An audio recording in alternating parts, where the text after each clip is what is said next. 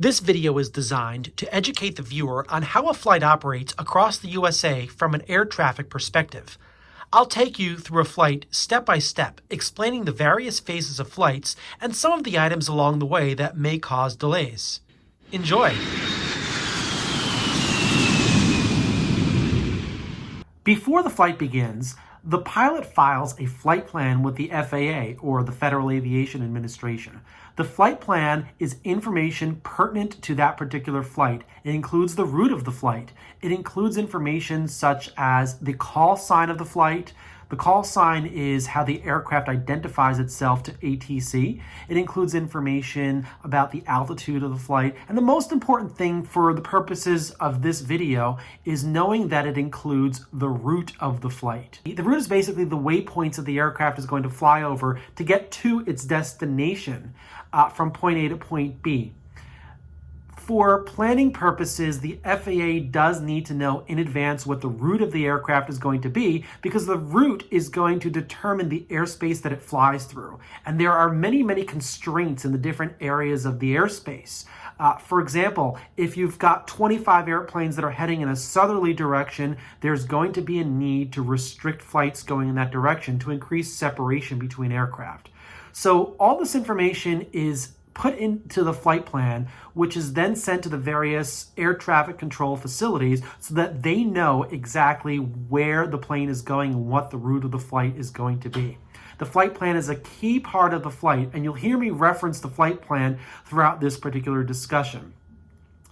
The flight plan is often initiated well before the flight begins, and in some cases the flight plan is kind of canned, especially for an airline flight. It may be the same exact thing every single day, but the route does change depending on different conditions, different weather conditions, and different restrictions that may be in place. So again, this occurs before the flight even happens, so there's a lot of planning that's going on. One thing that the flight plan does contain is the aircraft's initial fix, and we'll be talking about that throughout this lesson. The initial fix is the first waypoint in the sky that the pilot will fly over before they actually begin the en route phase of flight. We'll talk about that a little bit later. Once the flight actually does begin, the first part of the flight that really deals with air traffic is receiving their clearance. The pilot must receive their clearance to their destination airport. So as the boarding process begins, the flight attendants prepare the airplane, the aircraft gets fueled. Before the doors closed, the pilot reaches out to the first air traffic controller. And it's not really an air traffic controller, it's a controller that's located at the local airport. That controller gives the pilot, or confirms with the pilot, the clearance, the actual route, to make sure that it is still valid, that it's okay, and the aircraft can fly its flight to its destination. In the clearance, one of the most important things that is going to be read to the pilot is the initial fix. So we're going to take you on a flight today. We're going to go from Kennedy Airport in New York City to Los Angeles in California. And I'm going to take you step by step, and you'll notice how important the initial fix is in terms of getting out of JFK. Because as many of you know, when you leave an airport, especially a big airport like New York City, there are going to be delays, and many of these delays occur because of traffic restrictions over the initial fix. It's something that the public really doesn't know about, but if you really want to understand what's going on in the airspace system, having a good understanding of the initial fix is going to help you understand why you are delayed. So if you're flying from JFK to Los Angeles, in your flight plan, you'll get your initial fix. So what is an initial fix? An initial fix is a spot in the sky that the aircraft flies to within the first 10 minutes of the flight. These are gates, departure gates. So if you take one airport like JFK and you draw a circle around the airport, around the circle, which has approximately, let's say, a 50-mile radius, there are different waypoints. There's waypoints to the north, to the south, to the east, to the west, all different directions, the northeast, the southeast, and even waypoints in between. You are assigned your initial fix to fly over. And that is what your flight direction is generally going to be in. So in clearance delivery, which is the first air traffic frequency you talk to, you confirm your initial fix. This is, again, a person who's in the control tower who is actually communicating information directly to your pilot. Okay, now it's time for the flight to actually leave. The aircraft is going to need to push back from the gate. The gate is actually controlled, not in most airports, not controlled by the Federal Aviation Administration. It's actually controlled by the local airport operator, which may be the terminal operator or the airline. This is called ramp control. So if you're ever at an airport and you notice that there are these smaller towers that are located right above the terminal areas, they're not very high, but they do have large windows and a view of the ramp area. That is the ramp control. And those are the people that the pilot is going to speak to on their first contact with really anybody in terms of movement. These are not government employees. The government employees are going to be in the control tower, that long, tall building that you see, which is very familiar at airports to you. The ramp tower is a smaller entity and only controls the ramp. So once the door of the aircraft is closed and the aircraft is ready to push back, the first thing the pilot does is contact their ramp controller. Again, could be an airline employee, could be a terminal employee, to request clearance to push back. This is providing that the aircraft is ready. In order to push back, you do have to have your tug attached to the aircraft, and you have to have your wingwalkers standing by with their batons to make sure that the ground area is clear of any obstructions in order to push back. Once you are ready to push back, you will call ramp control, give your call sign. In this case, we're going to use the call sign of American Airlines Flight Number 1, which is actually a daily flight from JFK to Los Angeles. American 1 will call ramp control and say that they're ready to push. They'll give their gate number, and the ramp controller will listen into that conversation, that transmission from the pilot, and assess the situation. If all is clear, the ramp controller will then tell the pilot that they are cleared to push back, and generally they'll tell them what position to go to. So the pilot is then clear to push back, but they need to get this information to the tug operator below, because the tug operator is the actual person who is really controlling the aircraft. So they'll tell the tug operator that the ramp controller has cleared us to push back, what position to go in, and the tug operator can then begin to push the aircraft back. The aircraft then maneuvers into the appropriate position. This whole process takes about 5 minutes or so, and once the aircraft is ready to start its process of moving on to the active taxiway, the tug people will actually disconnect the tug from the aircraft, and the wingwalkers, those people you see standing there with the batons, then move clear of the aircraft back to the terminal. They'll just walk there, and the pilot will then continue some of the pre-flight checklists and begin to start the engines. Now things are actually going to start with communications with the FAA. The airplane is positioned so that it's sitting just short of a jagged white line. They cannot cross this jagged white line until they actually call the FAA, specifically ground control. Ground control is the controller that's located in the air traffic control tower that handles all movements on the active taxiways. Their primary role is to bring aircraft from the ramp area to the runway for takeoff, and on the reverse end, aircraft that actually have landed, their role is to bring them to the ramp area, and they're using what we call taxiways. Taxiways are generally labeled with letters Alpha, Bravo, Charlie, Delta. Sometimes it's a combination of letters and numbers, and this is what the controller is going to tell the pilot. They will give them specific taxiway name instructions to taxi on to get to the runway. So again, the aircraft is sitting there right short of this jagged white line, and they're ready to call ground control. So the first thing they do is they bring up the frequency and they tell the ground controller that they are ready to begin their taxi to the active runway. The air traffic controller, which is really the ground traffic controller in this case in the tower, looks at the flight strip. They look at information about the flight, specifically the call sign, American 1, or Delta 25, whatever the call sign may be. And they will then report back to the pilot instructions on taxis, clearances to get to the particular runway. Now, they are also looking at the initial fix. That is a key component because the initial fix is the first gate where the aircraft is going to fly over once they are in the air. And the controller needs to know this because if there's multiple aircraft that are going to the same initial fix, they may not necessarily be able to clump all those aircraft together because aircraft are coming from all over the place, especially at a busy airport like JFK. They're coming from different terminals, and even though they may have different destinations, they all may be headed to the west, and they may all have the same initial fix. So they do consider that. And they're actually working in concert with other air traffic control facilities that are working on controlling the demand over particular fixes. So the most important role for the ground controller is to safely get the aircraft to the runway, but they are also looking at what is going to happen downline in that particular flight so that they can make some decisions while the aircraft is still on the ground.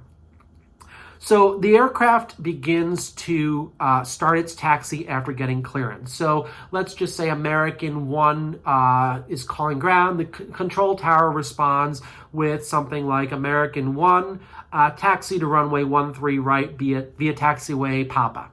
And the pilot then looks at their charts, locates where the taxiway is, and then moves the aircraft to the runway, crossing that jagged white line. As soon as they cross the jagged white line, the FAA is in real active control of the aircraft.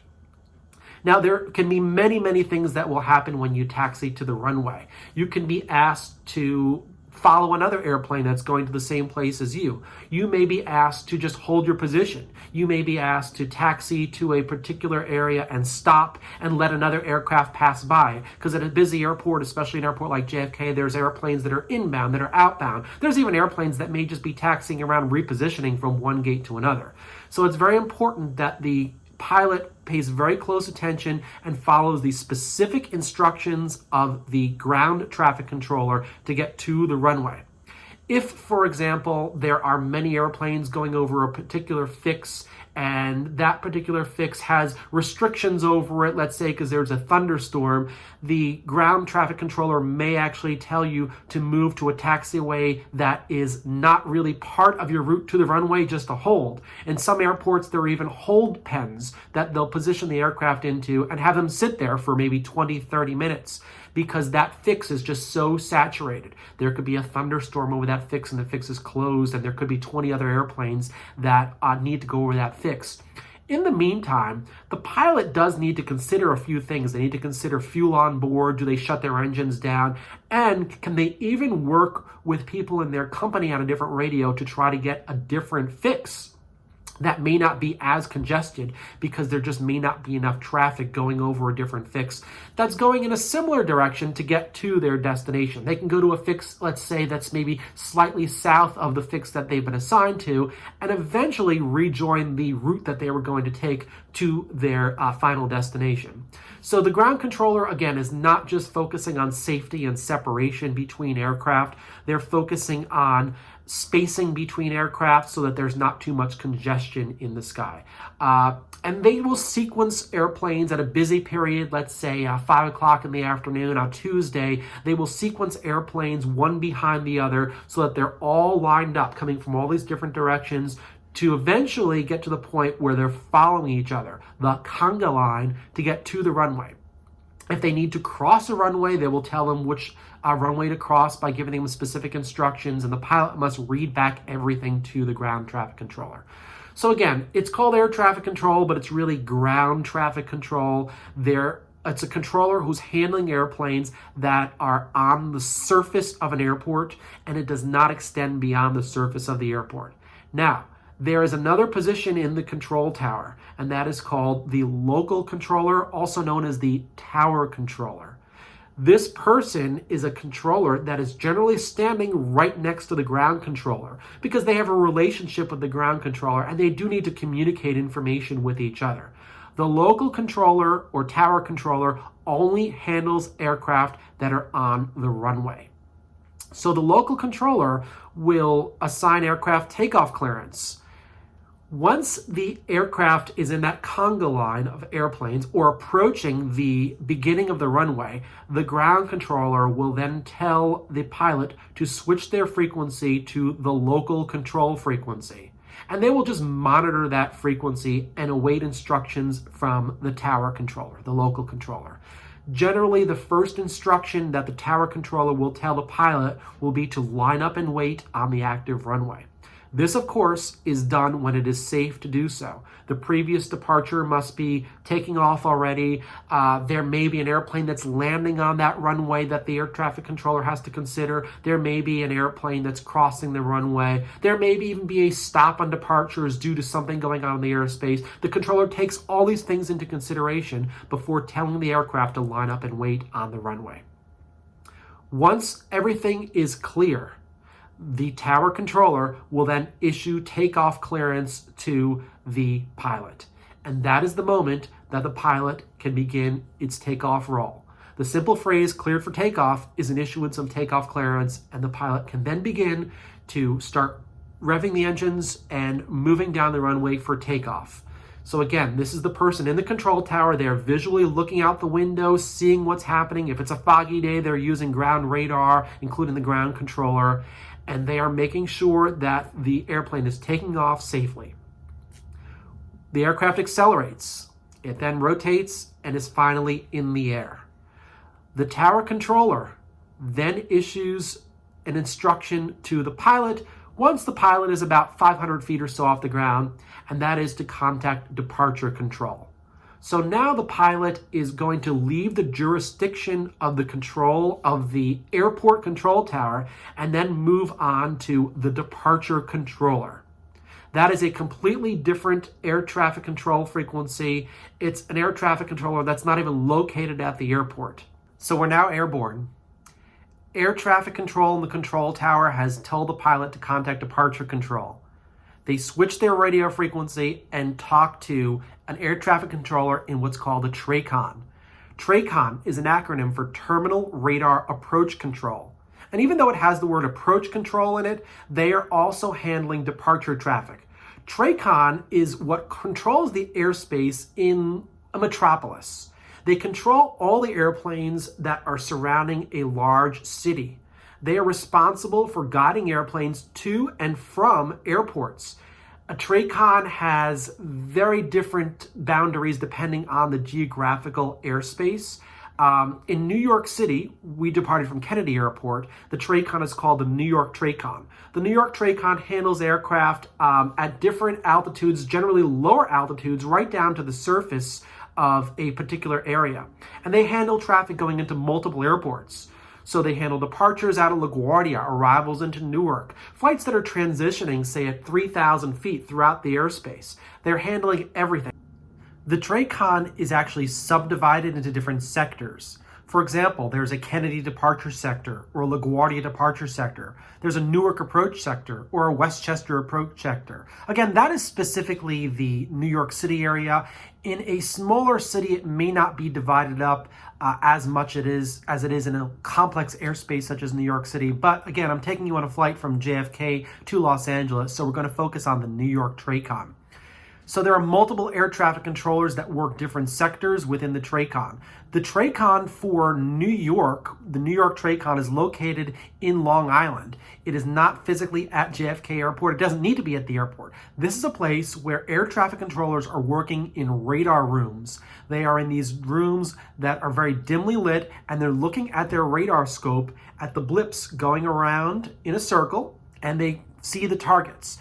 Now, in the beginning, when the pilot got its clearance, they were given a beacon code. This is a code that they use via a transponder on the aircraft to emit a signal to identify themselves on the radar. It has information such as the aircraft call sign, the altitude, the heading, the speed, and the flight plan. And again, as I mentioned on the flight plan, the initial fix is important specifically for this air traffic controller to know, because it's their job to physically bring that airplane via a series of commands to the initial fix, the departure gate. So when the plane takes off, they contact departure control in the New York TRACON. They'll say something like, New York departure, American 1 is with you, climbing out of 1,000 for 5. And the controller will come back and say something like, American 1, New York departure, radar contact, climb and maintain 10,000. they give them an altitude to climb to. The initial climb is generally what's a published climb, so they know to climb to 5,000 feet, but air traffic control says, you know what, everything is clear, we can give you clearance now up to 10,000 feet specifically. So they're actually giving kind of a free range of information to the pilot. The pilot is not using any of their navigational devices on board. They're just listening to the air traffic controller. So they do have to fly an initial climb out in some respects to follow a departure procedure. For example, if you take off from runway 31 left at JFK, it is published that you have to turn left to the Canarsie VOR. Yes, they do have to do that. The air traffic controller is following that on their radar scope, but they are also providing different clearances such as altitude clearances and specific turns to get to their departure fix. Now, when they are giving them these turns to their departure fix and these different altitudes to climb higher and higher, they're considering multiple things. One of the most important things that they're considering is traffic. What is the traffic in the airspace? So is there an airplane down the road at 5 miles, and can I only tell this aircraft to climb to 8,000 feet because there's another airplane at 9,000 feet? So the air traffic controllers are basically giving a series of stepped altitudes to get to the desired altitude. For simplicity's sake, let's say that the New York TRACON, or a TRACON in general, has a ceiling of 18,000 feet. So basically the air traffic controllers have control over this airspace up until 18,000 feet.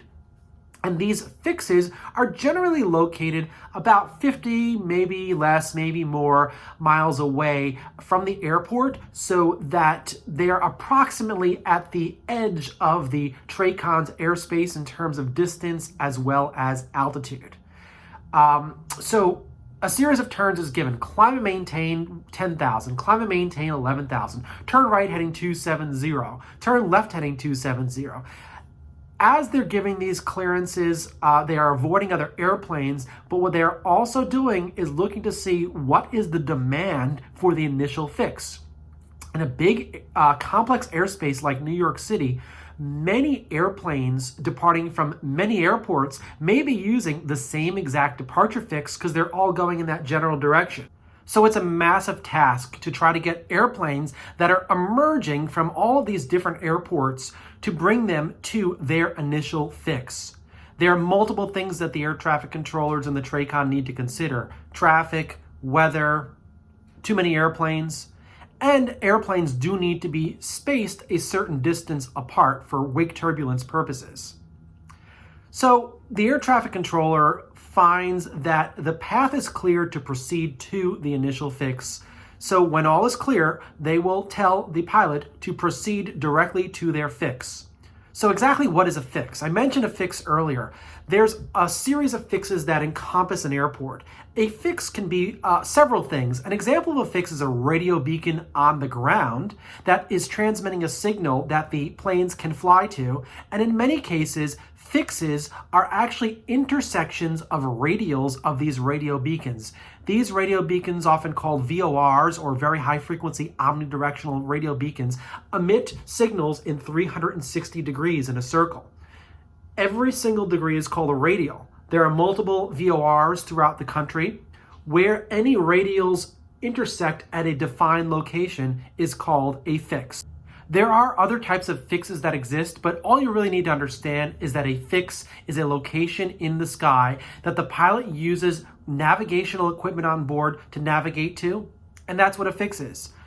Once the pilot reaches his fix, he then proceeds on course. So quite often when an air traffic controller tells a pilot to proceed directly to a fix, they may often use the word resume on navigation, meaning that they're going to continue along on their flight plan following a specific route. And generally they're going from beacon to beacon, using different navigational aids to get to their destination via a series of waypoints. And the space between these navigational aids is called a jet route.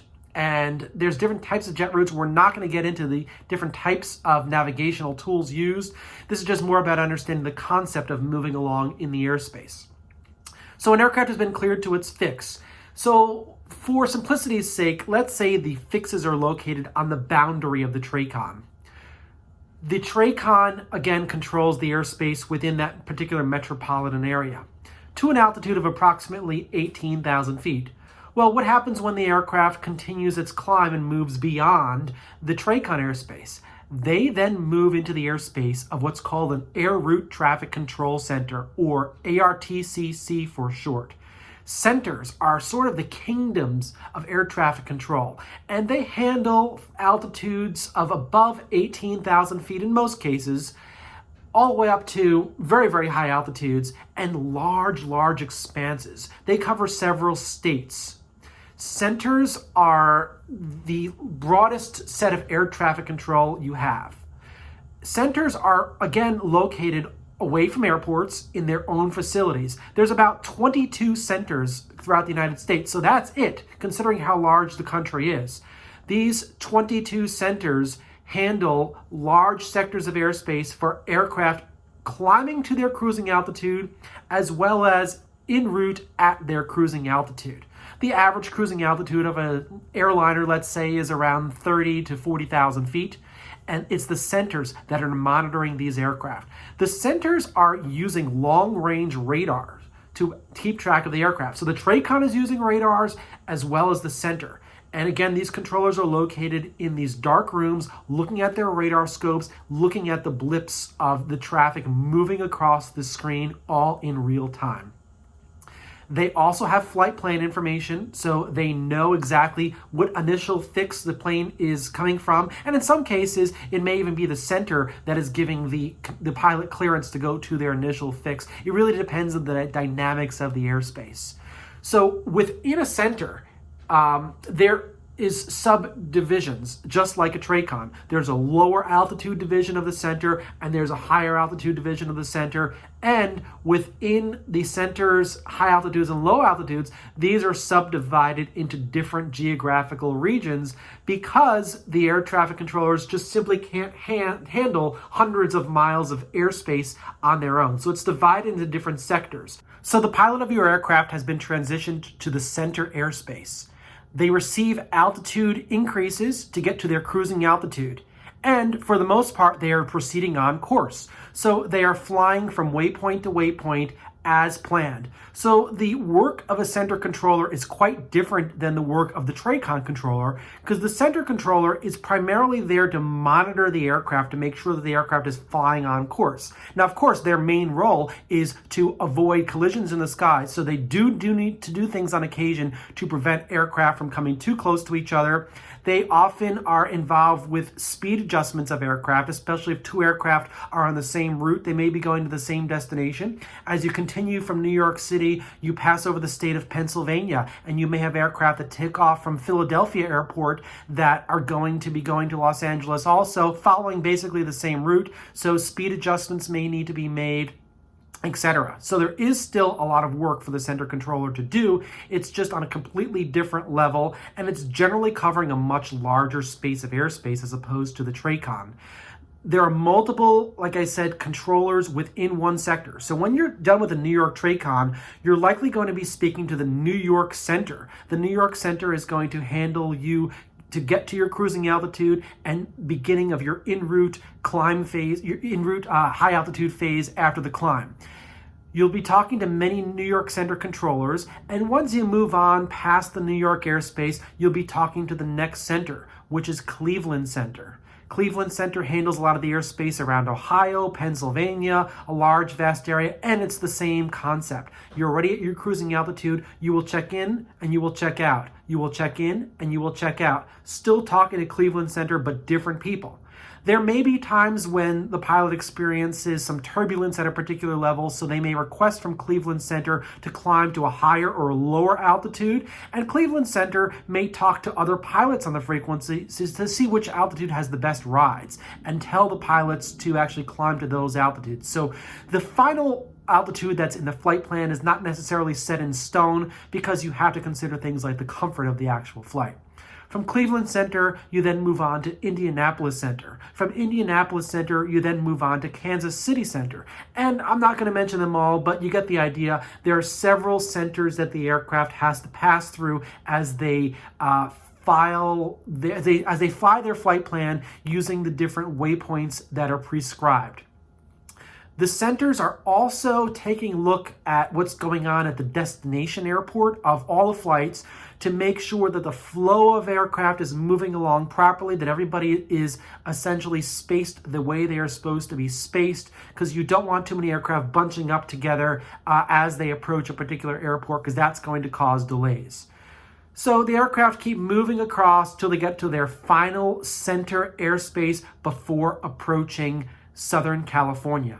And that center is then going to initiate the transmission to the pilot to begin their descent. They're going to tell them to leave their current altitude and descend to a different level to get to basically the appropriate point on the approach. And all aircraft, as they're approaching airports, after they're filing their en route flight and following all the different waypoints that they need to get to, they then follow specific arrival procedures. So there's always different routes that are kind of going to one point in the sky, which incorporates aircraft coming in from the east, from the northeast, from the southeast. And there's many arrival gates, as these are called, throughout the airport's airspace. And this is generally about 100, maybe 200 miles out, where everyone is now following an arrival procedure and they begin their descent.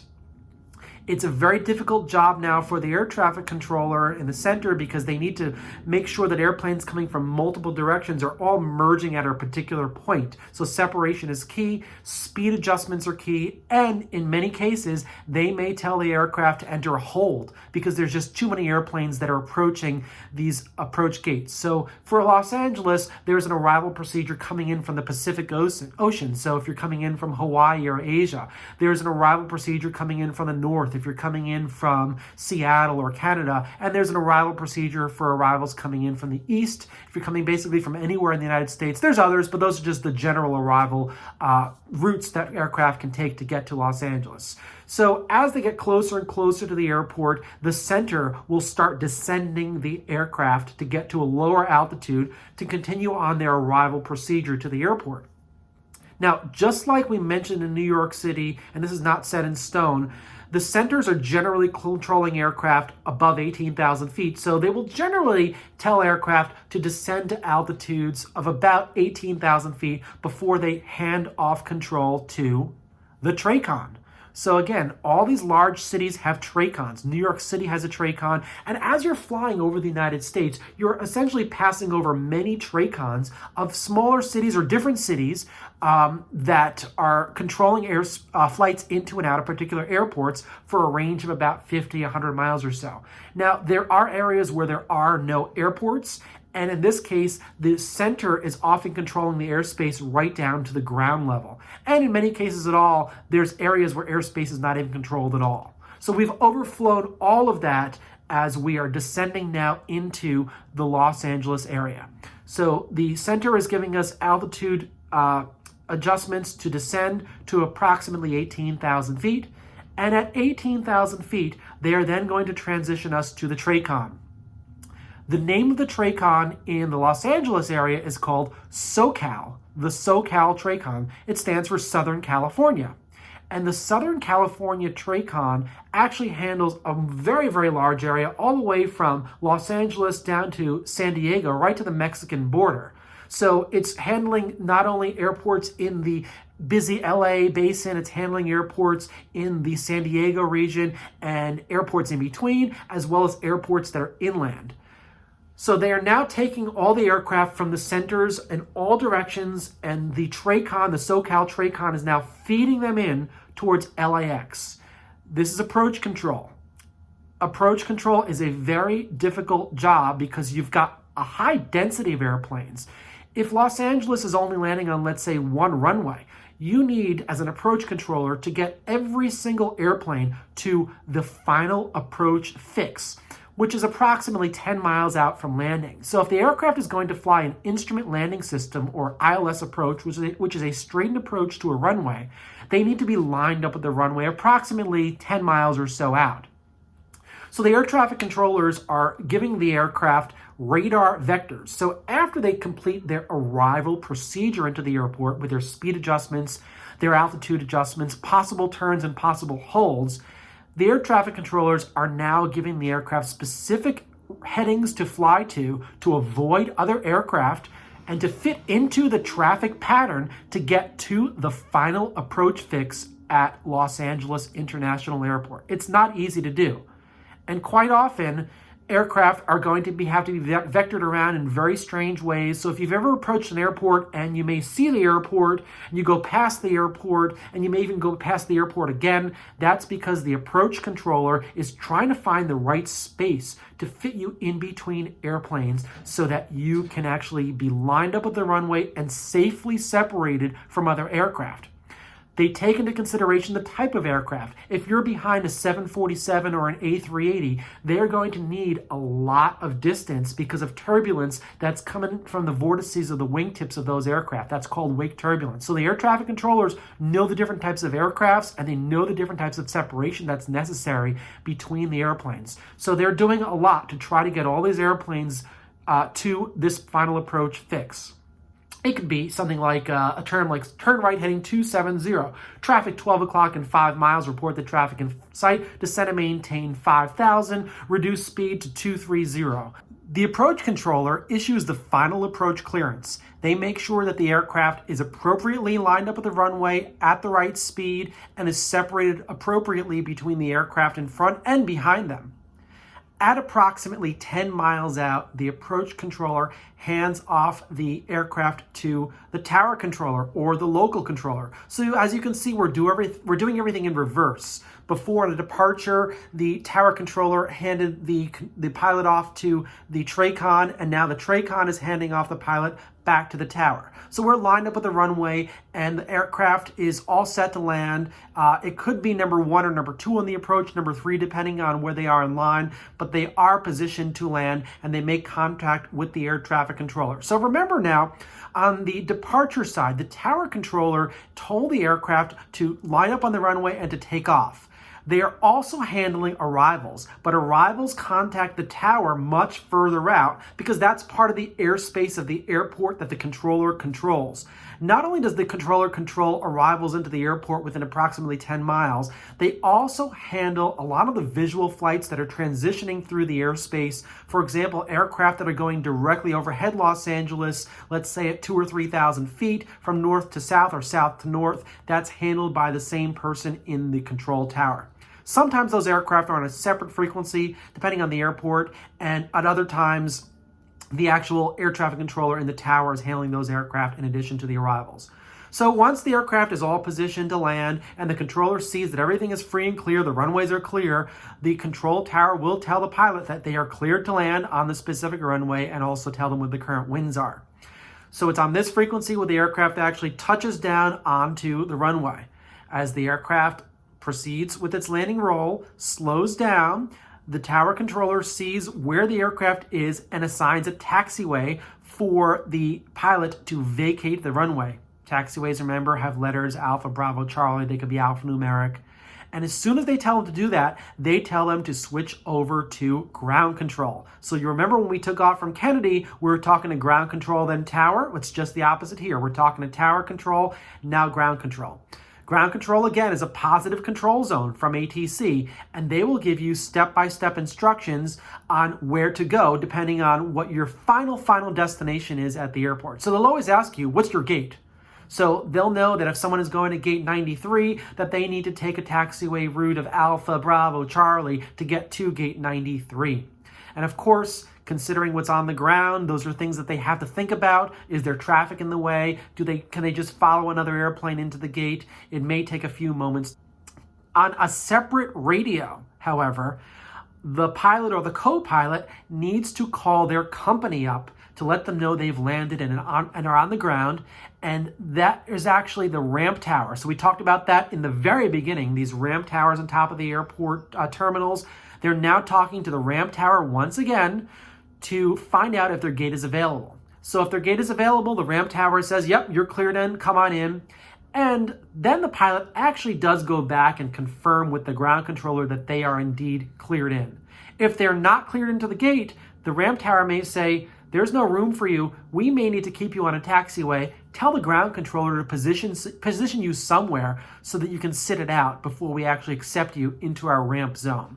So they'll set it out and they'll communicate with the ramp tower. They'll ask the ground controller, to position them in a nice spot. And let's say 10 minutes expire, the ramp controller comes back and says, you know what, your gate's open, come on in. Ground control is then advised by the pilot that they're cleared in, and ground control will then give them taxi instructions to get to their gate. As they're taxiing in, they do cross that jagged white line on the surface. This is the end of air traffic control. This is where they leave the positive control zone and are under the control strictly of the ramp controller. The ramp controller can see them out the window, and they can tell the pilot once again that the gate is clear, or they can just go in. The pilot does need to make sure that the Wingwalkers are there, the marshals are there with the batons, people on the side to make sure that the aircraft is actually safe, at a safe distance from other airplanes on the ground, or they could just use an automated docking system, which some airports do have. The aircraft is then taxiing straight into the gate, and once the marshaller does this, makes the famous X, the aircraft is in the exact position for them to apply the brakes and shut down, and then the jetway then approaches the side of the aircraft. The flight attendants open the door, or the gate people open up the door, and then the passengers are free to leave the airplane. So that's it. We just took you on a flight from boarding to deplaning from JFK to LAX, and I hope this gave you a better understanding of the different obstacles that are faced in terms of an air traffic perspective along the way. Delays can occur for various reasons, and the National Airspace System does try to help in as many ways as possible to try to make sure that your flight has the least amount of delays. But things like weather, things like congestion will always cause a problem. And I hope this video helped you understand exactly what those problems are the next time you're on a flight. I hope you enjoyed this video. If you have any comments, please leave them in the comment section below.